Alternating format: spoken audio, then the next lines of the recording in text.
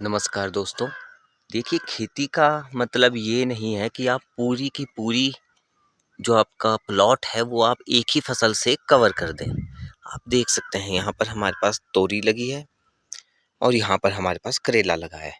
बीच में हमने यहाँ पर थोड़ा-सा स्पेस खाली छोड़ा था और जहाँ पर अब हमने बैंगन को ट्रांसप्लांट किया है। अच्छा, इसके पीछे रीज़न क्या है कि हमने ये स्पेस क्यों छोड़ा? देखिए, इसका मचान अलग से जाएगा और करेले का मचान हमारा अलग से आएगा। पिछली बारी हमने दोनों को कनेक्ट किया था। अब इसमें दिक्कत ये आती है कि आपका जो करेला होता है वो बहुत ही ज़्यादा विगरस वैरायटी होती है। तो वो इसे भी जो है इन्वेड करता था। वो तोरी के प्लॉट में घुस जाएगा और आपकी तोरी की फसल को भी खराब करता है। तो डिफरेंशिएट करने के लिए दोनों के बीच में हमने इस बारी गैप डाला है। लेकिन फिर हमारा ये जो बीच का स्पेस था, पहले हमने इसे खाली छोड़ा था।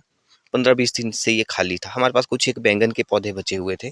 तो हमने यहाँ पर जो है उनको इंट्रोड्यूस किया है कि हमने यहाँ पे 4-5 लाइनें इसकी लगाई है। अभी थोड़ी-सी जगह हमारे पास फिर से बच गई थी, वहाँ पे भी हम कुछ ना कुछ चीज़ लगाएँगे।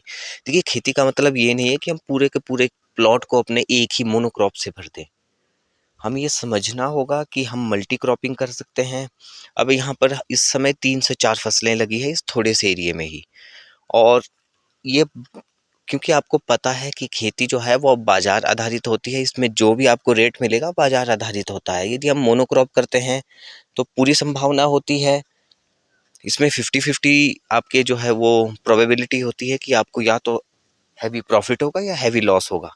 लेकिन जब आप इस प्रकार से मल्टी क्रॉप यूज़ करते हैं, मोनोक्रॉप को छोड़कर, मतलब यहाँ पे हमने एक ही प्लॉट में 3 से 4 चीज़ें इंट्रोड्यूस की है, क्रॉप इंट्रोड्यूस की है, तो हो सकता है किसी का रेट हमें कम मिले, किसी का ज़्यादा मिले, तो कहीं न कहीं ये कंपनसेट हो जाता है। दूसरी मेन बात ये होती है कि एक फसल से दूसरे फसल में हर एक फसल की बीमारियाँ अलग होती हैं। ये हमें समझना होगा कि हम जो फसलें इंट्रोड्यूस कर रहे हैं, वो एक ही परिवार, एक ही फैमिली की ना हो।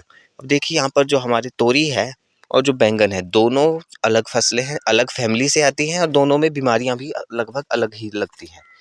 तो यहाँ पर हम कहीं न कहीं जो कीटों का प्रकोप होता है, उनके हम जो एक लाइफ साइकिल है, उसे भी ब्रेक करते हैं। इसमें हम गेंदा भी इंक्लूड करेंगे बीच-बीच में, जो पॉलिनेटर का भी काम करता है।